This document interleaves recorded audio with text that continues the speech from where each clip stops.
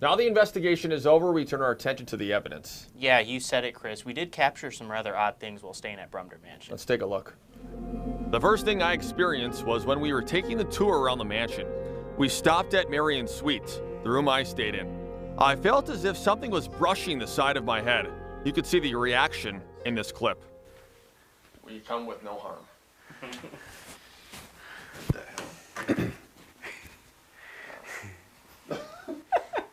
See, okay, here's the thing. It's like when somebody says their head itches or something, or we do a story, it felt like somebody did this. Like...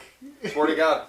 Chris had another experience down in the basement during the investigation. He felt static electricity on top of his head. You know, the feeling you get when a balloon rubs against your head. Him thought it may have been the old wiring running above him. I feel that constantly, like right on top of my head. Huh. Are you spooked?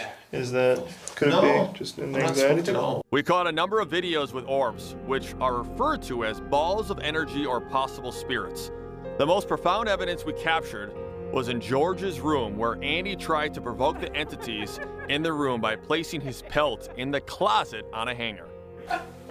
You're playing with fire, Brovelli. Did you see that? Watch this again as the orb goes from right to left into the belt.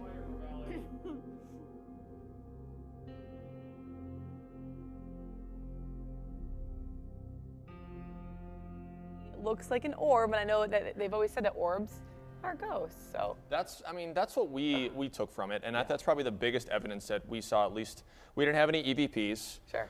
We didn't have any ghosts or anything like that. Apparitions, yeah. But that, I mean, kind of provoking the ghosts. What we tried to do is that you're playing with fire, Brovelli. Politely provoking. Politely, right, yeah. Yeah, we weren't trying to be malicious or anything. And then Andy put the belt on the hanger, and then seeing that, it's just... Seeing it go right to it, and I was in the edit bay watching, and I was just shocked at everything I was seeing. I think it helps when you believe in that kind of stuff. Yeah.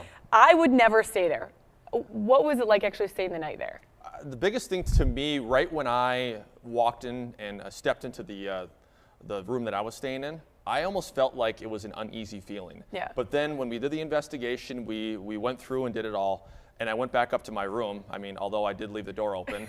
I would want it shut. And a couple of lights on. It didn't feel uneasy at all. It actually felt almost welcoming. I don't know if that's just because I was so gosh darn tired from the whole investigation, or if there was some type of presence there that was saying, all right, Chris, you're just fine where you're at, just go to bed now. Just calm down, right? And I have to call you out for a second because you had the TV on and the lights on. Oh, yeah, it's no secret. So when I first went to my room to go to bed, it was about 3 a.m., right? Yeah, so we've about 9 hours of investigation.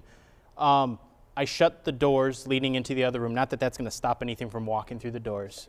I turned a nightlight on, and I turned on a TV. So yeah, I admit it right now. What was on the TV? HGTV. What was on before that, though? Ghost Adventures was on, actually, when I turned the TV on. You don't watch Final Destination on a plane. Yeah. No. Yeah. So it's how much of it is like your head playing with you, but it was enough to where it kind of spooked me out just a little bit. So the ultimate question now, do you believe it was haunted? Do you think it's haunted?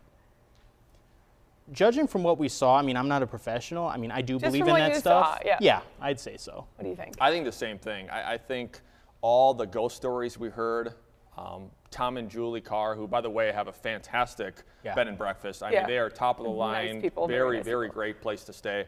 But just from their stories and doing all the research that we did, I think there's no doubt that it's haunted. But there are going to be there are people out there that are skeptical of it. So. I think we have a couple in our newsroom. Yeah, I'm looking at that's Mike good. Kirchhoff That's in the okay corner. because it's playing both sides. And the team that we were with, Paranormal Investigators of Milwaukee, were awesome. They were kind of just showing us the ropes throughout. And we want to thank them too for all of their help too. And if you missed any part of this, if you want to see a replay,